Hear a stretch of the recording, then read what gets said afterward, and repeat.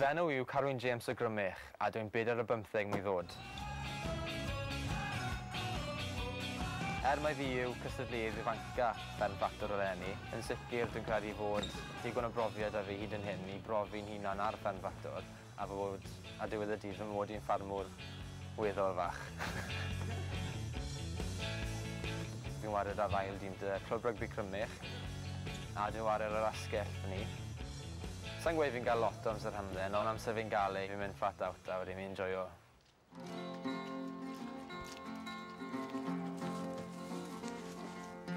Gweithio getre, na'n rhywbeth i fi enjoyo yn ffarmo. Sdim un dydd yr un peth a dwi ddim y 9 to 5 office job fel mae llawer yn neud. Mae fe'n lot o waith, ond mae fe'n rhywbeth i fi wir enjoyo, achos mae fe'n rhywbeth sy'n weddol pwysig i fi fel unigolyn.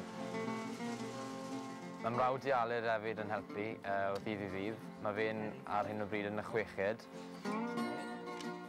Colli'r sy'n dad i'n amser ni'n 2 mlwydd oed, so fi wedi dysgu'n ffarmo a ben yn unan i ryw raddau, a heb fy mam, sef byddwn ni'n bell iawn yn y ffarmo yma.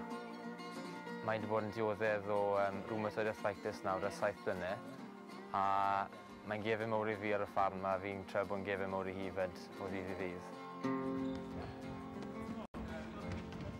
Byddwn ni'n ddisgrifio'n hunan yn weithgar, ond yn weddol cool fyd. Mae mam wastad mynd mlaen o cer mas yn yw'r, cer mas yna, fi fel yn mae digon amser boes i'n neud e.